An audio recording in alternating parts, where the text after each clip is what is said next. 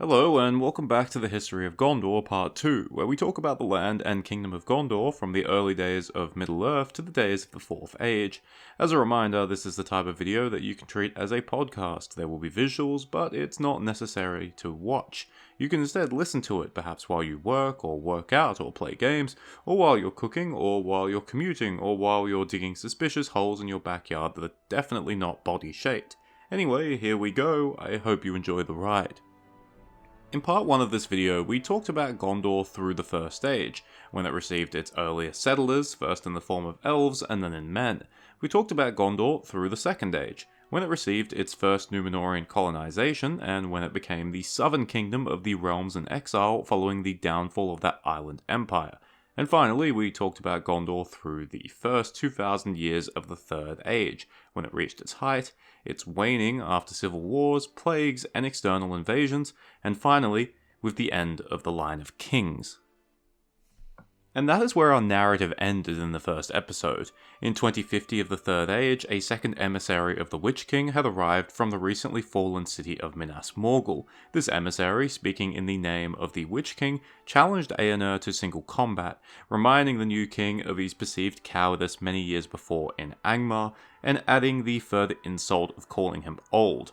Eomer, who had always been hot-headed, could not be restrained a second time by his far wiser steward, Mardil Voronwë. He rode to Minas Morgul with a small company of knights, and was never seen again. It is believed that he was captured and died in torment in the accursed dungeons of that city. Eomer's disappearance left Gondor in a precarious situation. Only 100 years earlier, the kingdom had experienced a succession crisis, but was lucky enough that Eomer's father, Eonil II, was a strong enough claimant to Gondor's throne. This time, no such claimant could be found. Eomer was childless and had no close kin. Other descendants of the line of Anarion were either not pure-blooded Númenórean enough, or didn't have claims that everyone would accept. There was the real fear that Gondor would slip into another civil war, one that would prove fatal, so no king was selected. This left Gondor in the hands of the steward, Mardil Voronwë. Mardil was of the House of Hurin, a noble house of Gondor that was related to a previous king, Menardil. Since Mardil's grandfather, Pellander, the position had become hereditary. Formerly, while the position had remained within the House of Hurin, it didn't necessarily pass from father to son. By the time of Eomer's disappearance, Mardil was an experienced campaigner. He was 90 years old and had been steward by Eomer and Eonil's side for 21 years.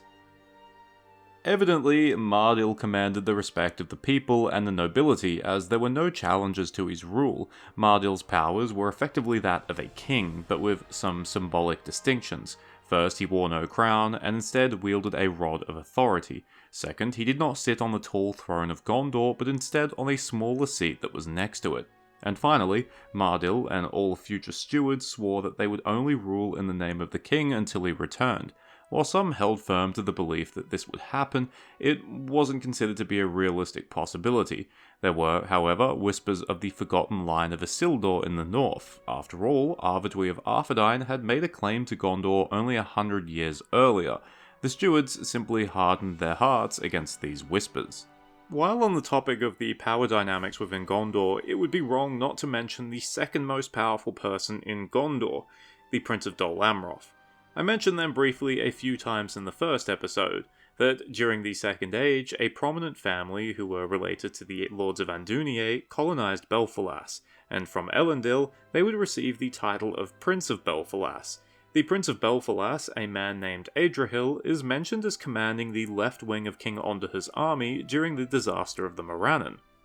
This family had also underwent some changes. At the end of the 20th century, the elf maiden Mithrelas, who was part of King Amroth and Nimrodil's company, was found wandering the woods by Imrasor the Númenórean, either the Prince of Belfalas or the heir to that title at the time. In 2004, they had a son, Galador, who would go on to become the Prince of Belfalas, but possibly to pay tribute to the drowned elven king and his own elven heritage, Galador would change the city and region name to Dol Amroth, his own title to the Prince of Dol Amroth, and his family to the House of Dol Amroth. If the steward and his heir were incapacitated or indisposed for some reason, it was the Prince of Dol Amroth that would take command of Gondor. Fortunately for the steward, Mardil Voronway, he did not face any significant challenges following Eärnur's disappearance. This is because of the beginning of the Watchful Peace, which is said to have started in the year 2063. While it was certainly true that Gondor's main enemies had suffered major defeats in recent years, the primary reason for the Watchful Peace was the suspicion that Sauron was the presence in Dol Guldur. Gandalf went to investigate, and to avoid detection, Sauron immediately fled into the east. Without his meddling, affairs in the Westlands remained remarkably quiet. This has the unfortunate consequence for us that we don't know a huge amount about the reigns of the next few stewards, but I'll list them anyway, and anything notable that we do know. Mardil died in 2080 after 30 years as ruling steward, living to the respectable age of 120. He was succeeded by his son, Eredan, who started the tradition of the stewards taking Sindarin names instead of Quenya names. He died in 2116 at the age of 117, having ruled for 36 years. He was succeeded by his son, Herion, who ruled until 2148, dying at the age of 111 and having ruled for 32 years. He was succeeded by Belagorn, who ruled until 2204, dying at the age of 130 and having ruled for 56 years. Finally, we have something interesting to break up the monotony. Well, not that interesting. The next steward, Hurin I, had 2 daughters before having a son. That's it. That's the fact. Hurin I died in 2244, aged 120, having ruled for 40 years. That son was Turin I, who lived a far better life than his namesake. There are actually a few interesting facts about Turin. He is said to have married twice, which was very rare among Gondorian nobility. He is said to have had several daughters, and only his last child was a son, Hador. Turin was already fairly old when Hador was born, being 80. He would rule until 2278, dying aged 113, having ruled for 34 years. Hador would make a change to the calendar by adding an extra day to the year 2360. This was done to reduce the millennial deficit. He actually wasn't the only steward to make changes to the calendar. Mardil added 2 leap days in 2059 and actually reformed the calendar in 2060. He made every month an equal 30 days and made it so that the 2 extra days were holidays outside the regular months. I actually don't really know how any of this works, but it's worth talking about something rather than nothing. Hador is also known for his enormous rule. When he died in 2395, he had ruled for 117 years, 61 years longer than any other steward. There's 2 reasons for this. One is that he was born late in Turin's life, so when Turin died, Hador was merely 33 years old. Pretty much every other steward so far has taken the rod around the age of 80. The other reason is that Hador lived for an enormous 150 years. The chieftain of the Dunedain, who was ruling at the same time as him, Araglas, lived to be 159. Somehow, Hador had ended up with a Númenórean lifespan on par with the most pure-blooded Númenórean still remaining. Unfortunately, Hador would be the last Gondorian to pass 150, and the lifespans of the stewards would wane following him. This was immediately made clear with Hador's son, Barahir. He died in 2412, living to be 122, certainly not the shortest life for one of the stewards, but thanks to the mammoth lifespan of his father, Barahir was only steward for a mere 17 years. His own son, Dior, also had a fairly short reign, owing to the fact that he was relatively short-lived compared to Barahir. He died in 2435, aged 107, and only ruled for 23 years. Notably, Dior actually died childless, and rather interestingly, the succession passed through his sister, Rian, to his nephew, Denethor I. Succession through the female line was not something the kings of Gondor practiced, but the stewards did not follow the same rule. Before I talk about Denethor I, I want to talk about some of the things that happened during the Watchful Peace, although we don't know when exactly or what reigns they occurred under. As you might expect, thanks to almost 4 centuries of peace, Gondor was able to recover its strength. Make no mistake, Gondor was still strong when the line of kings ended. After all, they were easily able to crush Angmar, which had swept aside Arthedain. But the realm absolutely needed some breathing space. Since the 15th century, only 2 kings had ruled in peace: Telemnar, who died after merely 2 years, and Terondor, who had to guide the kingdom through the aftermath of the devastating Great Plague. And according to Faramir, the same Faramir from The Lord of the Rings, the stewards took further steps to bolster Gondor's manpower reserves by better integrating the men who lived along the coasts or in or around the White Mountains. As a reminder, these men were of pre-Númenórean origin, not descended from the Edain, but rather related to them as they shared the same ancestors. Faramir's statement seems to imply that Gondor's kings did not make use of these pre-Númenóreans, preferring to rely on the strength of the Dúnedain alone, or at least those who were of mixed Númenórean blood. The stewards seem to have cast aside these reservations, recognizing that if Gondor were to survive, it would require the strength of all of its people. But even with Gondor having recovered its strength, the kingdom had long borders, from the Limelight in the north to the mouths of the Anduin and the Poros in the south. The final phase of the Wainrider War, where Gondor was attacked from both Rhûn and Hurad, showed that Gondor struggled to defend those borders, and with the fall of Minas Ithil, a closer eastern front had been opened up, which resulted in Gondor neglecting some of its other borders and territories. The place that was most neglected was Calanadon. Although a large fertile region, Calanadon had always been sparsely populated compared to Gondor's heartlands, and that population was hit hard by the Great Plague. If not for economic reasons, Calanadon was still important for strategic reasons, and became an important part of Gondor's defense during the Wainrider Wars. But that importance receded during the Watchful Peace. In eastern Calanadon, the forts along the Undeeps were no longer reinforced and fell into disrepair. In western Calanadon, messages from the stewards rarely came. Calanadon may have been part of Gondor on paper, but it was clear that Gondorian influence over the region was waning. This presented itself as an opportunity for another group, the Dunlendings.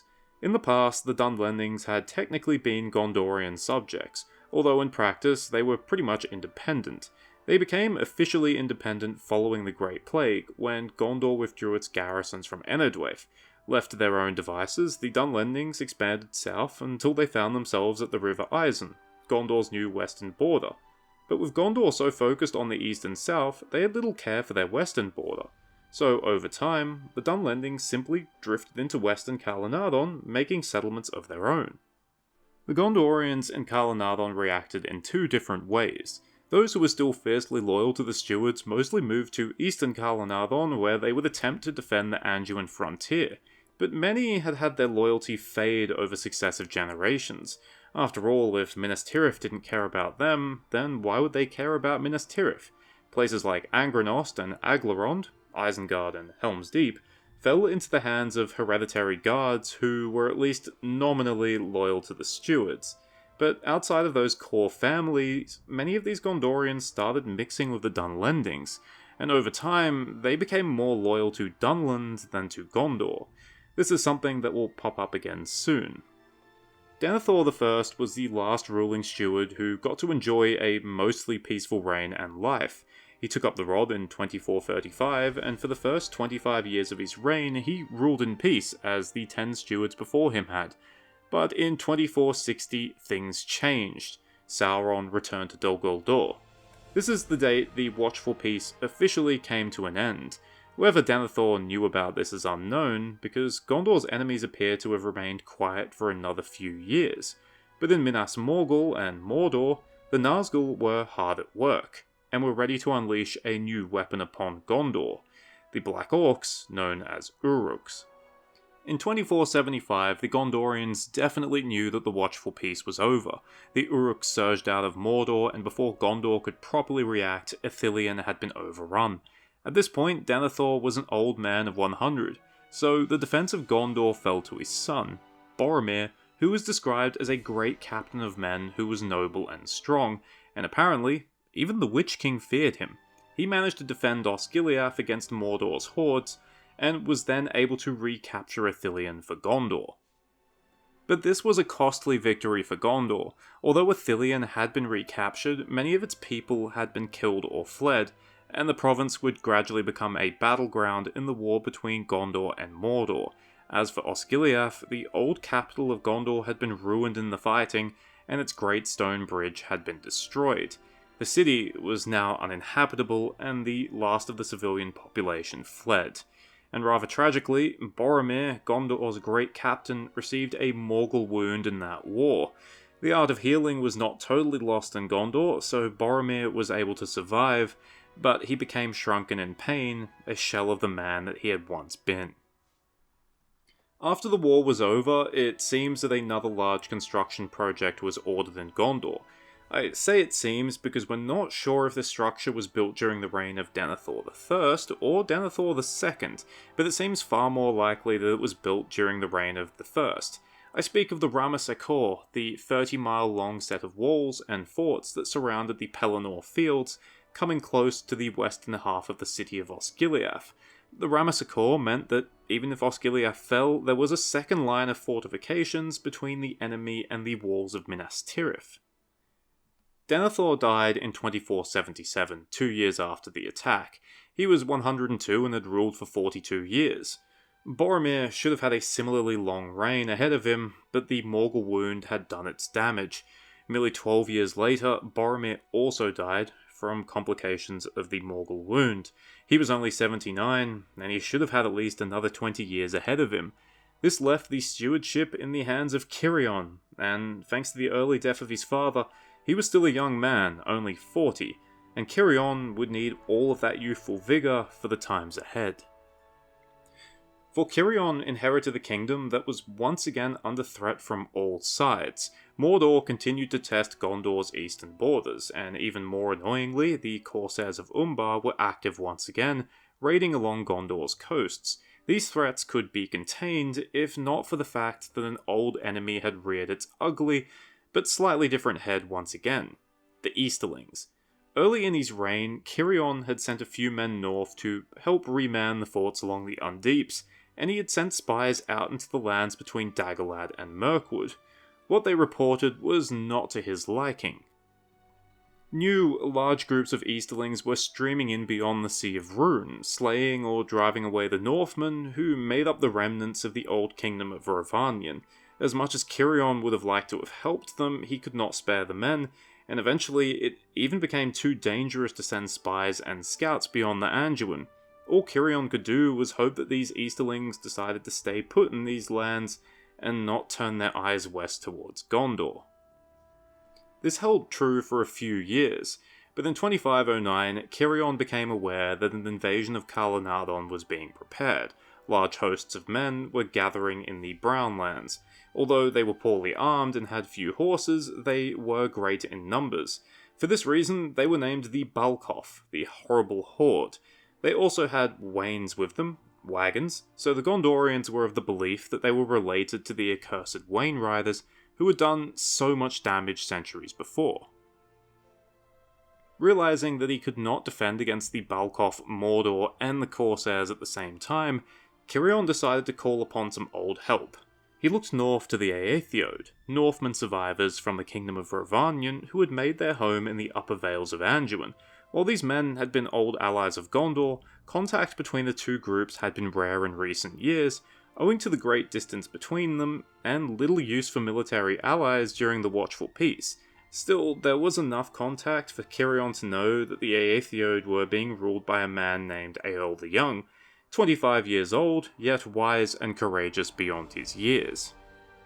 Cirion decided to send messengers to the young lord, although even this was a desperate gamble. The Balcoff were moving quicker than expected and were raiding up the Vales of Anduin as far north as the Gladden Fields. This meant that any messenger would have to ride through enemy-controlled territory, so Cirion sent 8 of them in 4 pairs.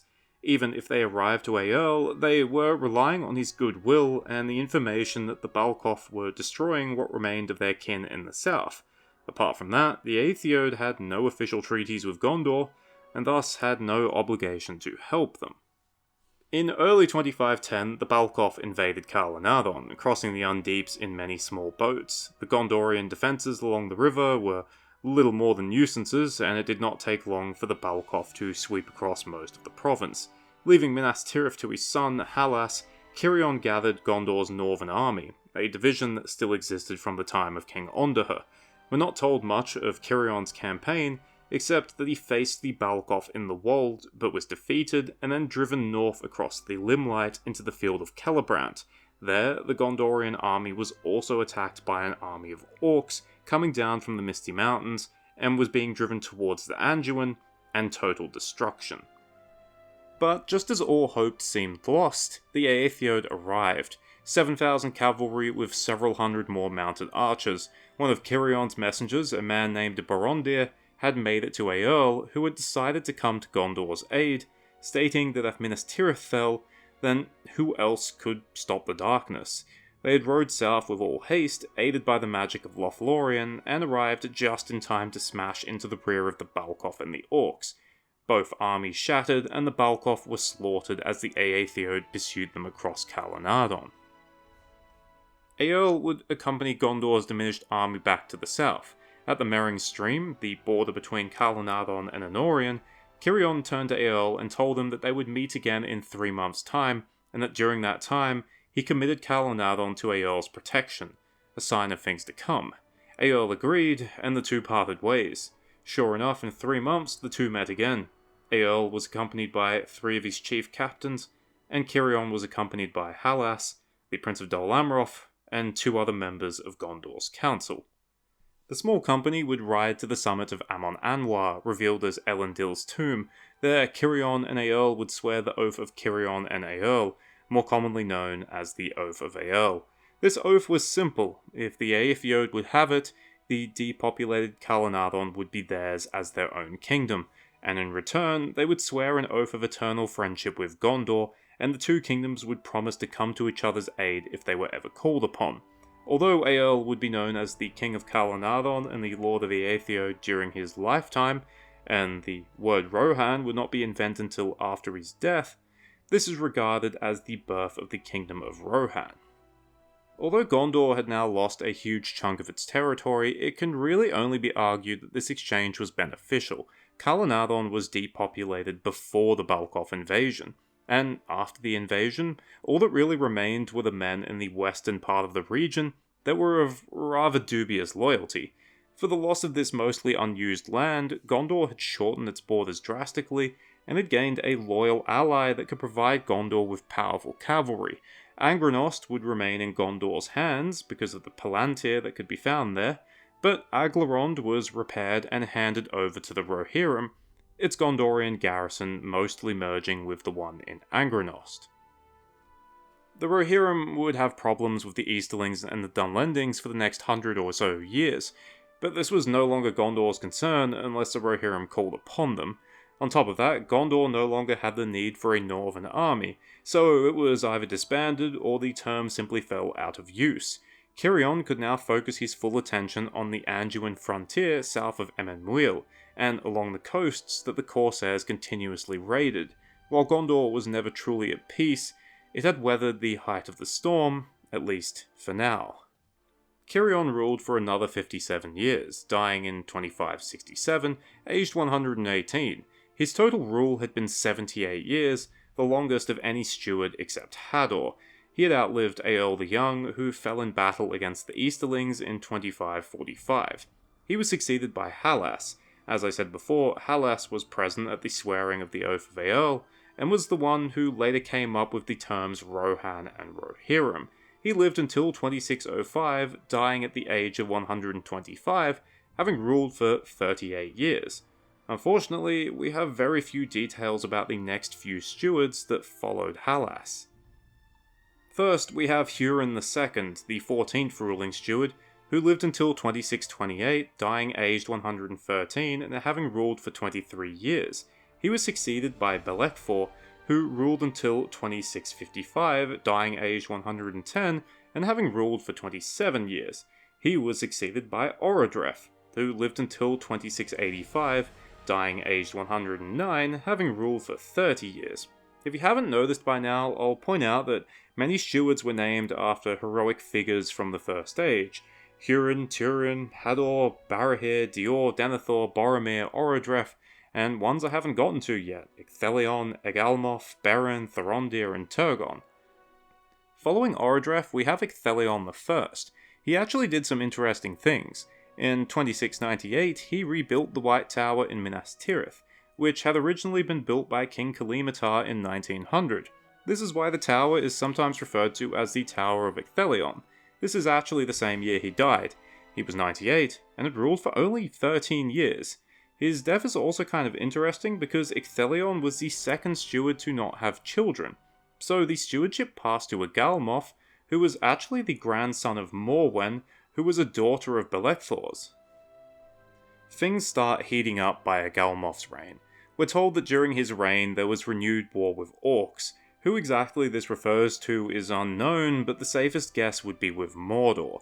This prevented Gondor from helping Rohan, or rather, actually, helping themselves. Sometime before 2710, completely unknown to the stewards, Gondor had actually lost control of Angrenost, Isengard.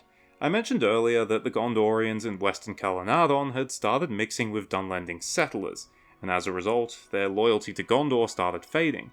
Now, while Dunlendings had been driven out of Rohan, the Rohirrim did not concern themselves with what was going on in Isengard, so they weren't aware that the Dunlendings and the Gondorian garrison there were gradually becoming one and the same. They only started becoming suspicious when Dunlendings started raiding Rohan again during the reign of King Daor, but with the Fords of Isen under guard, there was no way for the Dunlendings to cross the Isen unless they were crossing at Isengard. So King Daor led an army across the Isen and then defeated an army of Dunlendings outside Isengard. He assumed that he was relieving Isengard of a siege, but when he sent messengers to the gates, they were shot at. Isengard had fallen to the Dunlendings. Later on, we find out what happened. Many years before, the lordship of Isengard had become hereditary. This family was nominally loyal to Gondor, but eventually the line failed, and the command of the fortress fell into the hands of another family, one who was on much friendlier terms with the Dunlendings. At some point, the Dunlendings were admitted into the fortress as friends.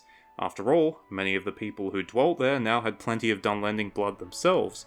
Eventually, the Dunlendings decided to just seize control of the fortress. Most of the residents had no quarrels with this, and those few that resisted were killed. So Gondor could not spare the forces to aid the Rohirrim in taking back Isengard, and it would remain this way for the rest of Agalmoth's reign.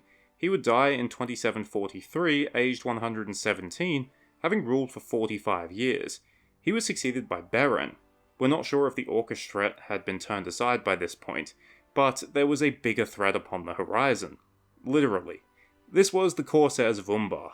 They had always raided Gondor's coastlines, but now they were doing so in increased strength. In a sign of things to come, the unnamed 15th Prince of Dol Amroth was killed in battle with the Corsairs in 2746. In 2758, the Corsairs launched their major attack. 3 great fleets, long prepared, set out from the south, not just from Umbar, but also from the various unnamed ports in Harad. They made many landings along Gondor's coast and beyond, even landing as far north as the mouth of the Isen, where they actually rendezvoused with the Dunlendings of all people, who were about to attack Rohan. Because yes, at the same time, Rohan was under attack from both the Dunlendings and the Easterlings. Things went really bad in Rohan. The kingdom was overrun, and King Helm Hammerhand was forced to take refuge in Helm's Deep. The progress of Rohan's enemies was only stopped by the long winter, which saw Rohan covered in snow for 5 months. But this brought starvation to both Rohan and its enemies. Things were much less evil in Gondor. The winter was milder, and Gondor had the benefit of its armies being led by Beregond, the son of the steward, and considered to be Gondor's greatest captain since Boromir. Before winter had even ended, Beregond was successful in driving back the invaders, and as soon as Gondor's borders were secure, he sent help to Rohan. In Rohan, the coming of spring had seen floods destroy the Easterlings, but the Dunlendings were still entrenched across western Rohan, and of course in Isengard.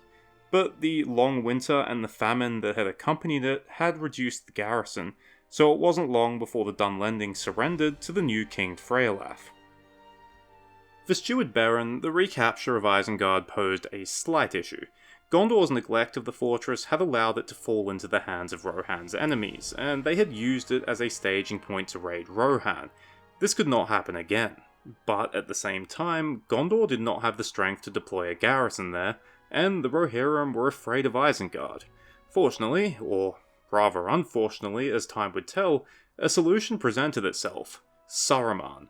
The White Wizard had been dwelling in Gondor for 300 years as a guest of the Stewards, and offered to set himself up in Isengard.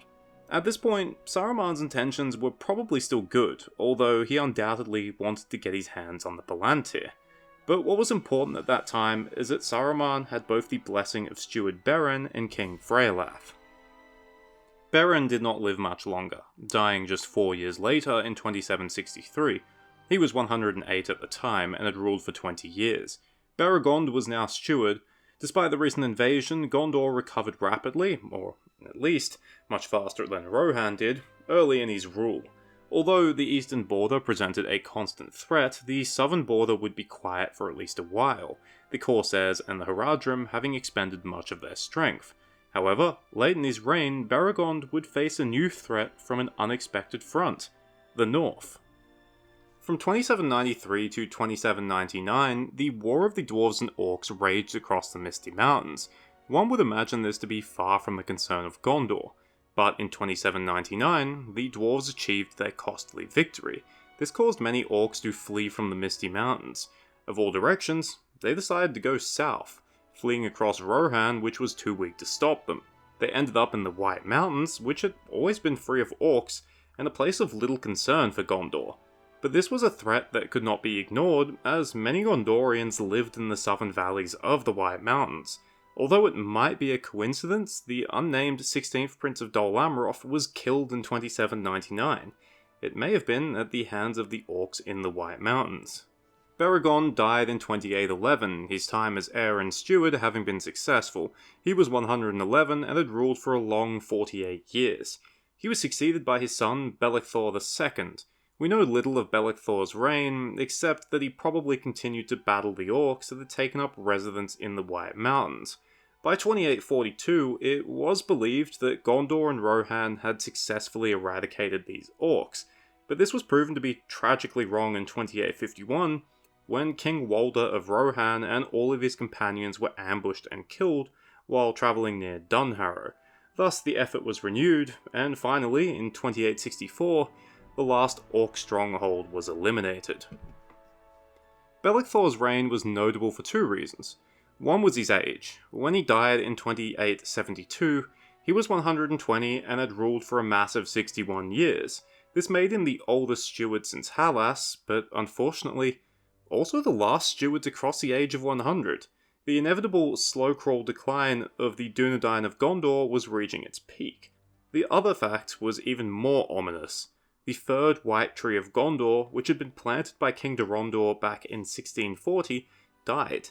For the first time, no seedling could be found, seemingly ending the lineage of the White Trees, which had started with Galathilion and Tyrion, which had been made by Yavanna herself. The dead tree was left standing in its place. Belecthor II was succeeded by Thorondir. Nothing of note happened during his reign, which was due to the fact that his reign lasted a mere 10 years, the shortest of any steward. The year was 2882, and he was 100 years old. No offense to Thorondir, but this may have been a good thing. Gondor needed a vigorous hand at the wheel, not an old man, because its enemies were once again on the move. The power of Mordor was growing, and Ithilien was infested with orcs.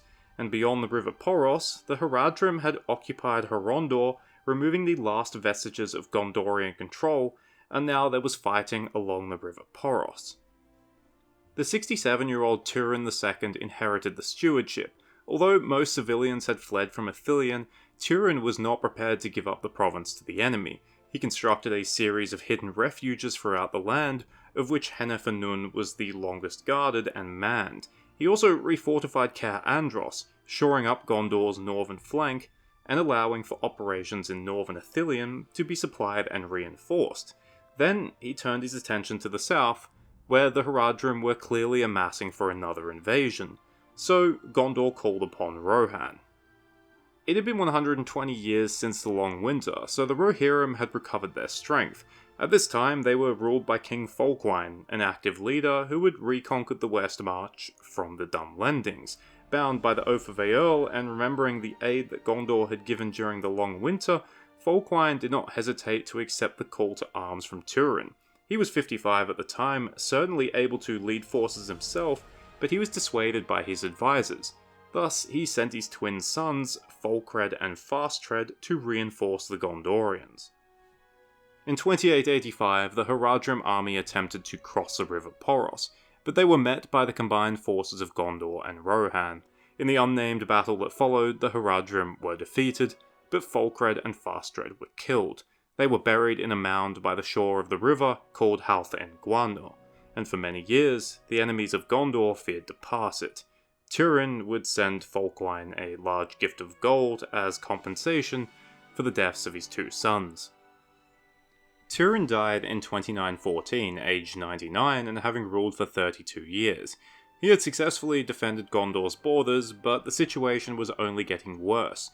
His son, Turgon, was lucky enough to have a mostly peaceful reign, but he lived long enough to understand the power that Gondor now had to contend with. For in 2951, Sauron returned to Mordor, began to reconstruct Barad-dûr, and openly declared himself to his enemies. While Sauron had long been suspected as meddling in the affairs of Gondor and its enemies, his open return signalled a clear truth. A major war was on the horizon. Turgon died 2 years later in 2953. He was 98 and had ruled for 39 years. Ithelion II became steward. His reign began with ominous signs. Although he had been de facto independent during his entire residency, Saruman fortified Isengard with his own servants in 2953 and went dark. The following year, Orodruin, Mount Doom, reawakened, spewing forth fire and ash. Due to this, Gondor's final residents abandoned Ithilien and fled across Anduin. It had taken a lot to get them to flee. They had remained after the fall of Minas Ithil, after the end of the Watchful Peace, and even after invasions by Orcs and Haradrim. And even after the civilians had fled, those soldiers among them and their descendants continued to fight for Ithilien, forming the core of the Ithilien Rangers that operated out of refuges such as Henef Anun. Ithelion was a man of wisdom. He spent his reign strengthening Gondor's defences, including those at Pelargir and at Caer Andros yet again, but perhaps his greatest move was to encourage all men, from near and afar, to enter his service to fight against Mordor, and to those who proved worthy he gave both rank and reward. The most capable figure to enter his service was a mysterious man named Thorongil. No one knew his true name, or where he was truly from, except that he had already served under King Thengel of Rohan. He entered Icthelion's service sometime between 2957 and 2980, most likely towards the end date, as he had already served Rohan during those years. Thorongil was wise and knowledgeable, yet also daring and a great leader of men by both land and sea. Thus, he quickly became beloved of Icthelion and one of his chief counsellors. Thorongil would advise Icthelion to extend his friendship to Gandalf the Grey, which he did, and to trust him over Saruman the White. He also cautioned Icthelion that Umbar was a significant threat to Gondor, especially its fiefdoms, and that if Sauron moved to war, the Corsairs might prove to be deadly. Finally, in 2980, Thorongil got permission to gather a small fleet and to use it in a daring raid against Umbar. It had been many years since Gondor had launched such an attack, so the fleet was able to get to Umbar undetected, and during the night, they attacked the haven. A large number of Corsair ships were burnt at anchor, and Thorongil personally slew the captain of the havens. The fleet then withdrew, suffering only minor losses, and managed to return to Pelargir. But to the dismay of Gondor's soldiers and sailors, Thorongil would not return to Minas Tirith, saying that other tasks now awaited him. He took a boat across to Anduin, and was last seen looking towards Mordor. The jubilation of Thorongil's victory was wiped away by his sudden and unexpected departure, and many in Minas Tirith were left dismayed, but not Denethor. Denethor was the third child and only son of Icthelion, and it was clear very early on that he was a remarkable man. He was tall, valiant, wise, and learned, yet he was also prideful, grim, and prone to envy. Although he was similar to Thorongil in many ways, he was jealous of him, seeing that he was both second place in the hearts of the people and in the esteem of his father. For many, this jealousy was clear to see, and they suspected that Thorongil had departed when he did, so that he would not have to serve his rival. After all, Ecthelion was in his mid-90s at the time, and was not long for the world. In reality, this rivalry was completely one-sided, and went beyond what most people understood. Thorongil had no issues with Denethor, and had never tried to supplant him. Most of their counsel to Ecthelion was the same, except when it came to the wizards. While Thorongil advised Ecthelion to trust Gandalf, Denethor did not. For while Denethor recognized Gandalf's wisdom and usefulness, he was suspicious of Gandalf's motives, especially when it came to Thorongil. For it later became clear that Denethor was aware of Thorongil's true identity, Aragorn II, the heir of Isildur, and that he suspected that he and Gandalf were working to overthrow him. Fortunately for Denethor, Thorongil's disappearance meant that this threat was no longer imminent. Ecthelion died in 2984, only 4 years later, aged 98 and having ruled for 31 years. Thus, Denethor II became steward. At this time, he had a wife and 2 young sons. His wife was Finduilas, the daughter of Prince Adrihil of Dol Amroth, and his sons were Boromir, born in 2978, and Faramir, born in 2983. Unfortunately, this happy family would not remain together long. Finduilas had always loved the sea, and Minas Tirith was a bad change of scenery. She wasted away, either due to sickness, grief, or both, and in 2988 she died at the young age of 38. Her early death had a major impact on Denethor, who became more silent and grim than before. This had other consequences. Denethor had already come to the conclusion that Sauron's great invasion would come during his time, and with the death of Finduilas, he had little left in life apart from that believed inevitability. But looking upon Gondor's fading strength, he needed another way to combat Sauron, and he found it, hidden away in the White Tower of Ecthelion, the Anor Stone, the Palantir.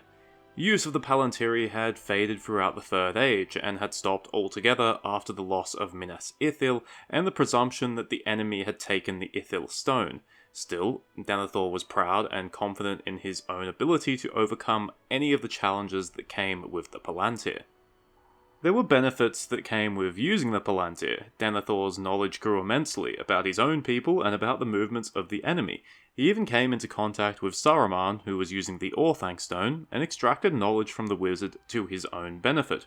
Unfortunately, he inevitably also came into contact with Sauron, who attempted to take control of the Anor Stone. He failed, because Denethor was a strong, righteous individual, and because he had a right to use the stone as the ruler of Gondor. If nothing else, Denethor's ability to resist Sauron proved the strength of his willpower. But there was a cost. In terms of appearance, use of the Palantir prematurely aged Denethor, but he remained physically hale and came to always wear armor to stop himself from becoming soft. His contests with Sauron also increased his pride. After all, who wouldn't feel high and mighty about themselves after going toe-to-toe with the Dark Lord? But with this pride came increased paranoia.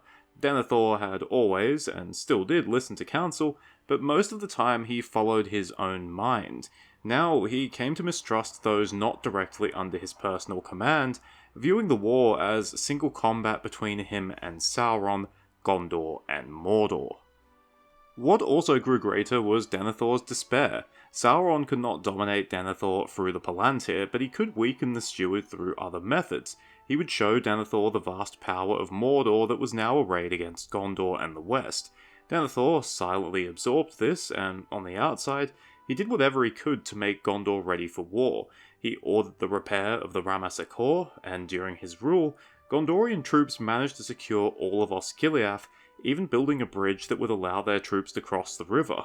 But on the inside, Denethor began to wonder if there were other ways in which Sauron could be fought. As Denethor's reign continued, his sons grew to manhood. The eldest was Boromir. Although he had his father's looks and pride, he was similar to the old King Eomer in all other aspects. He was fearless, strong, and had no time to find a wife because he devoted all of it to fighting. He cared little for law unless it was about the tales of great battles. Faramir, the younger, had the keen mind of Denethor, but none of his personality. He could read the minds of men, just like his father, but he had a far gentler bearing and preferred music and law over fighting. Despite that, Faramir was no less courageous than his brother, and was almost as skilled. The relationship between father and sons was complicated. Denethor loved Boromir. He was a useful instrument that was utterly loyal to his father. He had less love for Faramir, who disappointed his father in many ways, the chief being his friendship with Gandalf, who Denethor perceived as a threat. Fortunately, there was great love between the brothers. Boromir had always helped and protected Faramir, and from Faramir's perspective, no one could rival Boromir, the captain of the White Tower. In mid-3018, Gondor was still holding its own against Mordor, and they still controlled the east side of Osgiliath.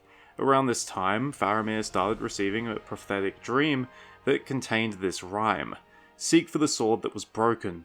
In Imladris it dwells. There shall be counsels taken stronger than Morgul spells. There shall be shown a token that doom is near at hand, for Isildur's bane shall waken, and the halfling forth shall stand." The first time he had this dream is unknown, and he did not speak of it. However, the second time occurred on the 19th of June, and that time, Boromir had the exact same dream. Before the dream could be properly heeded, war broke out. On the 20th of June, Sauron attacked Osgiliath. According to Boromir, despite the attack being a surprise, and despite being heavily outnumbered, the Gondorians lost the battle due to widespread fear that came from the presence of the Nazgul. Both Boromir and Faramir fought in the rear guard so that the last bridge across the river could be destroyed behind them. It was, but the rear guard was almost wiped out to a man. Only Boromir, Faramir, and 2 others survived by swimming. In reality, Sauron's sudden attack had 2 purposes. Its most important goal was to get the Nazgul across the river so that he could search for the One Ring, which they ultimately failed at. The secondary goal was to test the strength and preparedness of Gondor, and although Sauron had the victory, he found Gondor to be stronger than he hoped. Nevertheless, he was in no rush, and kept on marshalling his forces, from both Mordor, and from far afield in Rhûn and Harad. With no sign of more attacks, the brothers were now free to speak of their dream. Denethor had more insight, telling the brothers where Imladris was located, and that it was ruled by Lord Elrond. Faramir was eager to go, but when Denethor said that the journey would be difficult, Boromir stepped in to once again protect his younger brother. He would set out from Minas Tirith on the 4th of July, and as Denethor predicted, it was a long, difficult journey. It took Boromir 110 days to reach Rivendell, and he lost his horse while crossing at the perilous ruins of Tharbad. At Rivendell, Boromir would remain for 2 months before joining the Fellowship of the Ring. During this journey, he made it clear that he only intended on going as far as Minas Tirith. Throughout the journey, he proved to be a strong and valiant companion, but ultimately, he briefly succumbed to the temptation of the One Ring. Boromir's primary desire was to protect Gondor, and the One Ring twisted him into believing he could use it as a weapon to bring victory and glory to himself and his people. In the end, he redeemed himself by dying heroically, trying to save Merry and Pippin from Saruman's orcs. It was the 26th of March, 3019, and Boromir was 41 years old. Before his death, his Horn of Gondor, an heirloom of the line of the Stewards, had been heard in Minas Tirith by both Faramir and Denethor, but both grew uneasy after a few days when none of the Watchers in the Norian had any sign of Boromir. So it was on the night of the 29th, Faramir was sitting by the Anduin when he saw Boromir's funeral boat. He took the cloven horn, but let the boat carry his brother away, far down to the sea. During these months, the War of the Ring had begun in earnest, the first phase of the war being fought between Rohan and Isengard. While Sauron had not attacked Gondor again, his troop movements were plain to see. Ships were sailing north from Umbar and the ports of Harad, hordes of Easterlings were marching west across the vast plains, and the Haradrim were travelling north, their giant Mumakil in tow. Gondor lacked the strength to make any major move of its own, so it could do little but build up its defences. But Gondor was not without a trick or two. On the 1st of March, Faramir left Minas Tirith for Ithilien. His objective was to hinder Sauron's forces in the region. As the Ranger of Ithilien, Mablung, would say, the forces of Sauron had become so confident in his power that they marched through Ithilien heedlessly. On the 7th of March, Frodo would stumble into Faramir's company, a force of at least 300 rangers, who were ready to ambush a regiment of Haradrim. They are successful in utterly destroying the Haradrim, and then they withdraw to the refuge of Hen-Efer-Nun. Unfortunately, there was no more time left to cause havoc, thanks to events elsewhere. On the 3rd of March, Saruman is utterly defeated, and 2 days later, Pippin looks into the Orthanc Stone.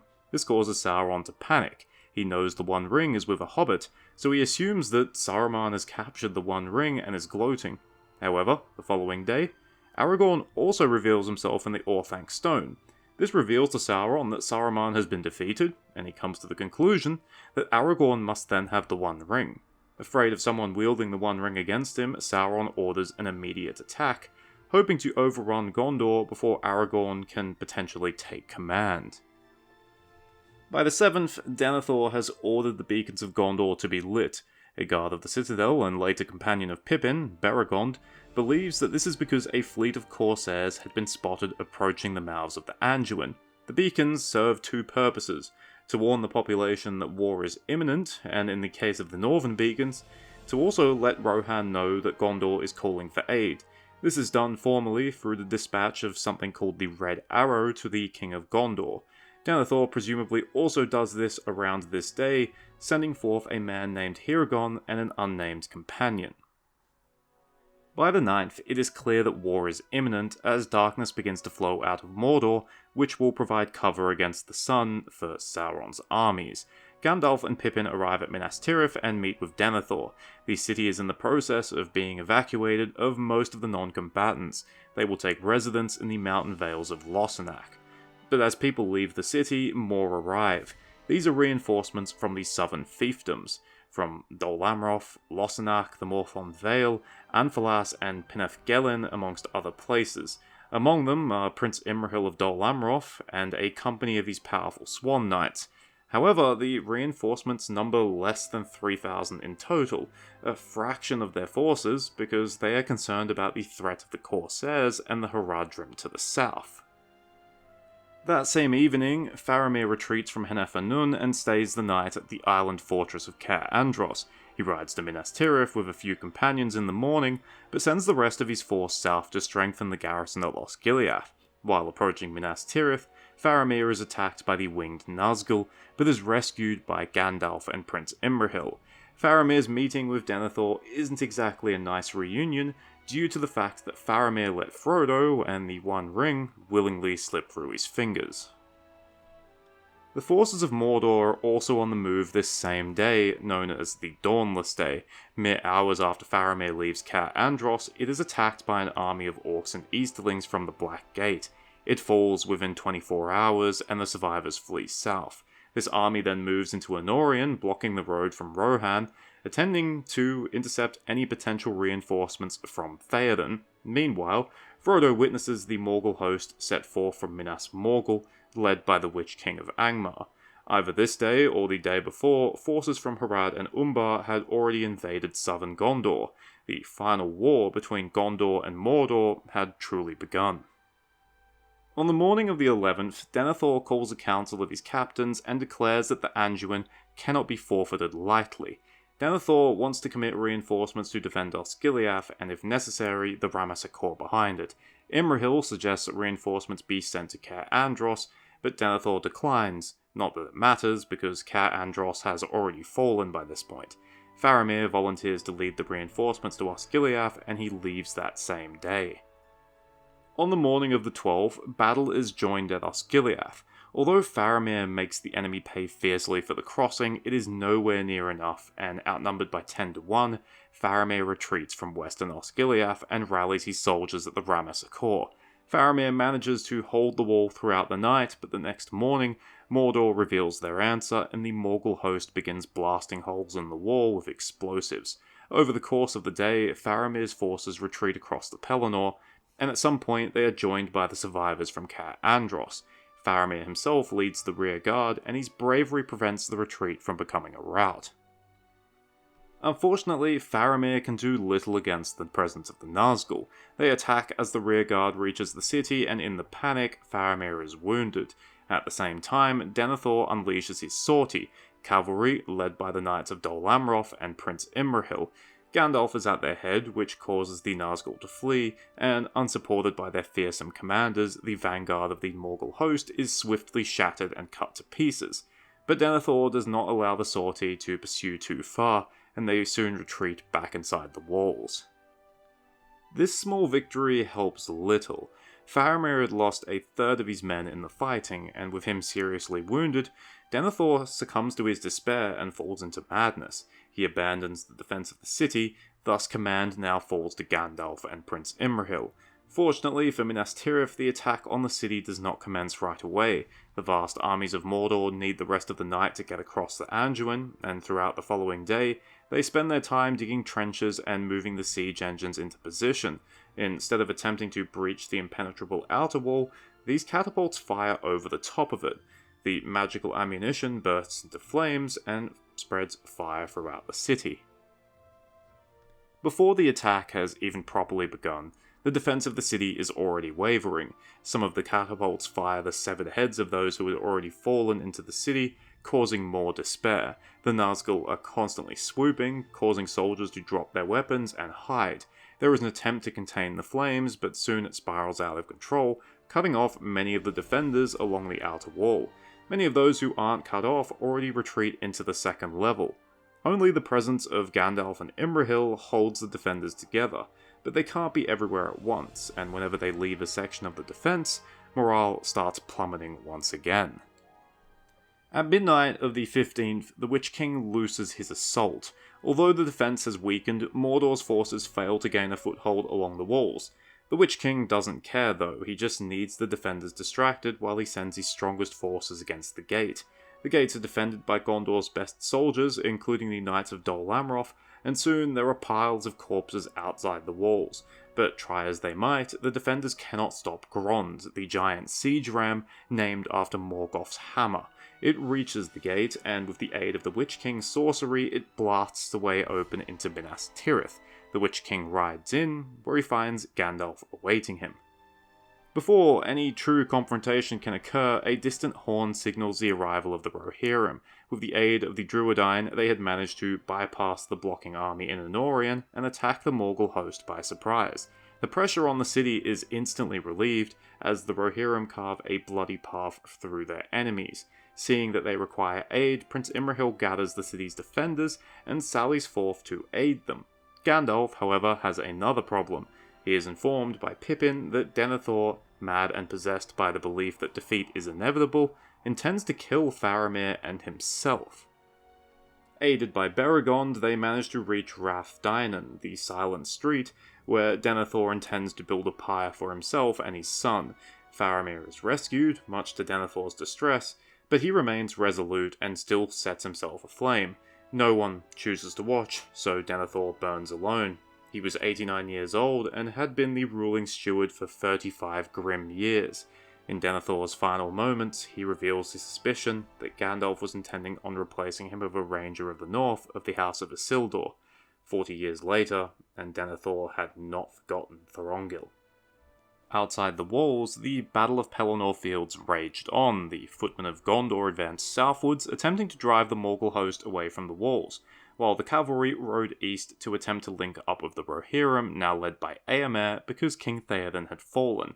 A serious blow, but no more serious than the loss of the Witch King for the forces of Mordor. He had been killed by the combined effort of Éowyn and Merry. Unfortunately, in his rage, Éomer had gotten his forces cut off, and now gathered them around a hill near to the Anduin. There, he witnessed the sails of the corsairs of Umbar sailing up the river. At this moment, he believed he was doomed. Except the corsairs had not arrived. In fact, the corsair ships were bearing thousands of reinforcements from southern Gondor, led by Aragorn and the Grey Company. We now have to go back a few days. On the 8th of March, Aragorn decides to take the Paths of the Dead, spurred on by a message from Elrond reminding him of the prophecy of Malbeth the Seer, who predicted that one day the heir of Isildur would gain the allegiance of the Oathbreakers, the men of the mountains who had turned their back on Isildur and sided with Sauron during the War of the Last Alliance. Aragorn passes through the path successfully and gains the allegiance of the Oathbreakers at the Stone of Erech in Gondor. Aragorn then spends the next few days speeding through western Gondor. On the 11th, he reaches the town of Linhir, where Gondorian forces from Lamadon, led by Lord Angbor the Fearless, are contesting the fords with enemies from Harad and Umbar. When Aragorn arrives with the Oathbreakers, everyone flees, except for Angbor, who is told to regather his men and follow Aragorn when he can. Aragorn then spends the next 2 days pursuing the Southrons across Lebanon, and on the 13th, he reaches the port city of Pelargir. The city has already fallen to the Corsairs, perhaps in the previous day or two, and the main Corsair fleet now sits at anchor there. Some of those fleeing had already brought word of the terror that was pursuing them, causing a few of the ships to have already started leaving. But with nowhere to go, the main army of the Haradrim turns to fight, and they were initially amused by Aragorn's much smaller force. Unfortunately for them, Aragorn then unleashes his Oathbreakers. It's not known whether they could physically harm someone, but the terror of them alone was enough to cause the Southrons to break. Those that can attempt to flee south on foot, while others, including the Corsairs aboard their ships, flee into the river, where most of them drown. Aragorn is able to take control of the Corsair fleet, and just like that, the threat to southern Gondor is vanquished. Aragorn then releases the Oathbreakers from their oath, finally allowing them to rest. Through the night of the 13th, the fleet is prepared, each ship is commanded by one of the Dunedain of the Grey Company, and is manned by the freed slaves of the Corsairs, many of them Gondorians themselves. These ships are to be packed with soldiers from Gondor, now gathering from the Ethir and Lebanon, and those who had briefly found themselves captives of the Corsairs in Pelargir. Angbor also arrives with all of the horsemen he can, and many others are following him on foot. In the morning, Aragorn orders the fleet to set sail, stating that they must reach Minas Tirith by the next day. He also orders Angbor to follow behind on foot with anyone who had not made it to Pelargir in time. Throughout the day of the 14th, the fleet labours up the river, and it seems unlikely that they will reach Minas Tirith in time. Sure enough, that evening, Aragorn can see the glow of the burning city in the distance. However, hope comes at midnight, a strong wind from the south that drives the fleet up the river at record speed, and by mid-morning of the 15th, they arrive at the port of Harlond just outside the Pelennor fields. The arrival of Aragorn's southern reinforcements is enough to turn the battle. That said, the forces of Mordor do not give up easily, especially the Haradrim and the Easterlings who often fight to the last man. Although the result is no longer in doubt, the bloody fighting continues through the rest of the day. We aren't truly sure of how many Gondorians died in the battle, but we do know that several of its lords perished. Forlong of Lossarnach, Hirluin of Pinathgelen, and Derafin and Duilin, the sons of Lord Dwinhir of the Blackroot Vale.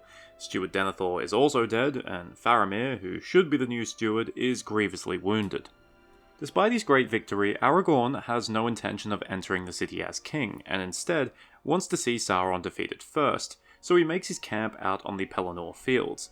Nevertheless, he enters the city in secret to heal those in the houses of healing that have been affected by the black breath of the Nazgul, such as Faramir, Eowyn, and Merry. Although Aragorn's presence is meant to be kept hush-hush, rumour does spread of this mysterious stranger that the ancient prophecy of the king returning has finally come true. The last debate is held outside the city, in which the assembled leaders decide that the correct course of action is to attack Sauron, distracting him so that the Ringbearer might make it across Mordor unnoticed. 6,000 Gondorians are rallied from both the city's defenders and from Aragorn's own men. 1,000 Rohirrim will also join the attack, but the other 3,000 surviving Rohirrim will be sent north to deal with Sauron's blocking army in Anorion. Minas Tirith will also be left better defended than it was before the siege, as more reinforcements are arriving from the south every day, including 4,000 soldiers led by Angbor the Fearless. They are expected to arrive shortly after the host of the West sets out. On the 18th, the host of the West sets forth from Minas Tirith and enters Osgiliath, where a river crossing has been prepared by builders and engineers. The next day, they reach the Morgul Vale, where they set fire to the fields around the cursed city, and then leave a company of archers behind watching the crossroads, in case anything attempts to issue forth from the Vale. The army then continues north through Ithilien, where on the 21st, a small army of Easterlings and Orcs attempts to ambush them. Unfortunately for these Orcs and Easterlings, they attempt to ambush the host at the exact same spot Faramir's rangers had ambushed the Haradrim. Accompanying the host of the west is Mablung, now in command of the Ithilien Rangers, and he leads a force to ambush the ambushers, and they are easily destroyed. On the 23rd, the army passes out of Ithilien. Here, on the edge of the wastes of Dagorlad, some of the soldiers, mainly from the Westfold in Rohan or Lossarnach in Gondor, become faint of heart. Aragorn allows them to leave, but orders that they retain their honour by taking the fortress of Caer Andros, which was still in enemy hands. About 1,000 leave the army, and although we have no details of the attack on Caer Andros, we know that they were successful. Numbering a little less than 6,000, the host of the west then marches towards the Black Gate, which they reach on the 24th. On the 25th, after a brief unsuccessful negotiation with the mouth of Sauron, the Battle of the Morannon begins. The host of the west is divided in two, and positioned on two hills of slag opposite the gates. The onslaught of Mordor's forces is fierce, but the host manages to hold its ground, and then, as the battle reaches its peak, the impossible happens. The Ringbearer succeeds in his quest, and the One Ring is destroyed.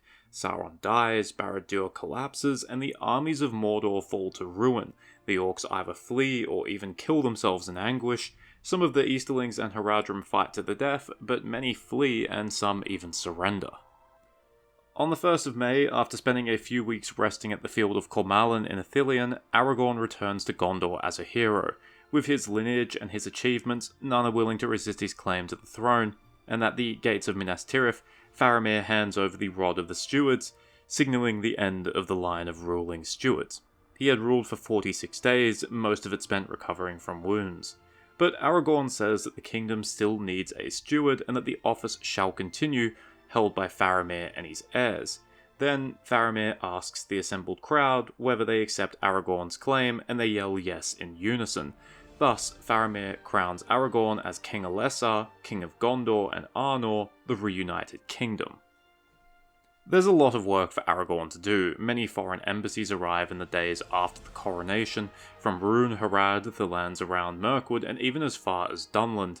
Deals are negotiated, peace is made with some of the Haradrim, the Easterling prisoners are released, and the freed slaves of Mordor are given Nirn as their own land to do with as they wish. Aragorn would also later declare that the Shire would be a free land within the reunited kingdom, as would the Druadan Forest, and the stewardship of Isengard would be handed over to Treebeard and the Ents. It would be known as the Treegarth of Orthanc. There's also the matter of the Northern Kingdom, Arnor. While Aragorn primarily resided in Gondor, he did sometimes dwell at Annúminas to oversee the slow restoration of the Northern Realm. Within Gondor, there were also some changes.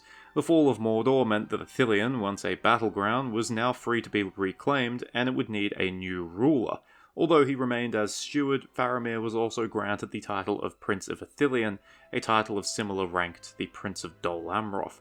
His seat would be at Arnon, and his primary tasks would be repopulating the land, driving out any remaining outlaws and orcs, and the daunting task of destroying Minas Morgul and then cleansing the valley. For his role in saving Faramir, Beregond was made captain of the White Company, which would serve as the personal unit of the Prince of Ithilien. On the 25th of June, Aragorn, while accompanying Gandalf, discovers a sapling of the White Tree high up in the mountain of Mindorluin. Thus, Gondor would also have a white tree again for the first time since 2872. And the new things just kept on coming. On Midsummer Eve, Arwen arrives at Minas Tirith, and the following day, her and Aragorn are wed. Gondor would have a queen again. Arwen and Aragorn would have at least 3 children. The firstborn was a son, Eldarion, likely born in the first year of the Fourth Age. Following Eldarion were at least 2 daughters, but their dates of birth are unknown. Arwen wasn't the only person from far-off lands to appear in the city over the next few months and years. Elves from Mirkwood, invited by Legolas, would beautify the city with plants and trees, and dwarves, invited by Gimli, would repair the main gate of Minas Tirith, destroyed by Grond during the siege of the city. Legolas, along with some of those elves, would settle in Ithilien, and it would become one of the fairest lands in the west once again. Gondor would experience a golden age under Aragorn's rule. War-torn and abandoned lands would be restored, such as Fair Ithilien, and given its location, one would expect that Osgiliath was also rebuilt. Gondor's army and navy would also experience a resurgence, and Aragorn is said to have marched far afield, subduing enemies as far south as Umbar and as far east as the Sea of Rhûn. The armies of King Eomer of Rohan would join in these expeditions, as thanks to the personal friendship of the two kings, the bond between Gondor and Rohan was closer than ever. This was aided by the fact that Eomer married Lithiriel, the daughter of Prince Imrahil, and Éowyn would marry Faramir, the Prince of Ithilien. Unfortunately, like everywhere, our history of Gondor in the Fourth Age is rather brief, beyond the fates of several characters who I will speak about now. In 34 of the Fourth Age, Prince Imrahil of Dol Amroth, a hero of the War of the Ring, dies aged 100, having ruled for 45 years. He is succeeded by his eldest son, Elfir, who lives until 67, dying aged 101, having ruled for 33 years. He is succeeded by his own son, Althros, who lives until 95, dying aged 99, having ruled for 28 years. He is the 24th and final Prince of Dol Amroth that we know about.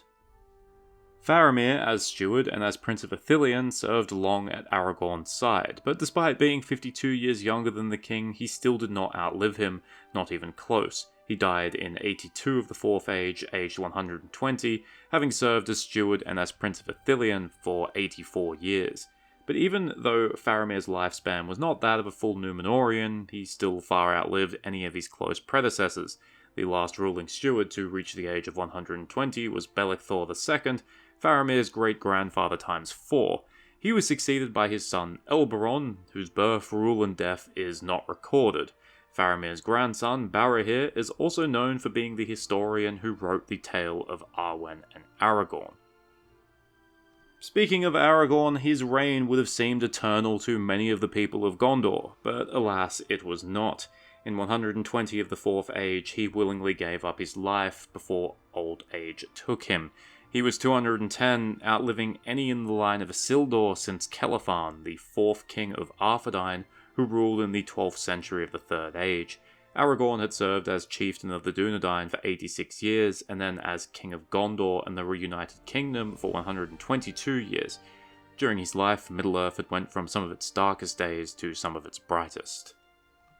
Following the death of Aragorn, Queen Arwen bade farewell to her son and her daughters, and then rode north to abandoned Lothlórien, where she too gave up her life out of grief.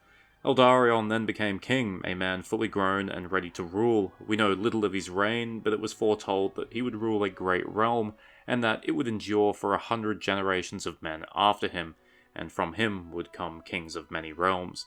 We are told that he died sometime around 220 of the Fourth Age, having lived for around the same number of years, even outliving his father, possibly thanks to his elven blood. Although it's said that this gift of long life would not last long amongst his descendants. Around this time, the short-lived story of the New Shadow was set, which would see the rise of a dark cult which seemingly worshipped Sauron and the darkness. Fortunately, this cult was short-lived, but its existence tells us that even after the fall of Sauron, Gondor was not without enemies, from both the outside and from within. And although we're told that the kingdom lasted for many generations, Tolkien tells us that not all of Aragorn's descendants were good, some being like Denethor or even worse. Whether Gondor outlasted the Fourth Age and into the Fifth Age is unknown, but one thing is for certain, it doesn't exist anymore. Thank you for watching, I hope you enjoyed it or at least found it interesting. I apologise for the massive wait between the first part of the video and the second. I'll be honest, while I enjoyed covering the reigns of the stewards, as I've rarely done so, it does become difficult to write about the history of the War of the Ring for the 10th time, so I really did kind of drag my feet with the second half of this episode. I hope it's still of a respectable quality. Now that this is done, I'm thinking of the next podcast type videos I can do. I think Mirkwood is looking like a decent contender, but please do let me know in the comments what you would like. Cheers, farewell, and remember, Gondor is unfortunately now Gondor.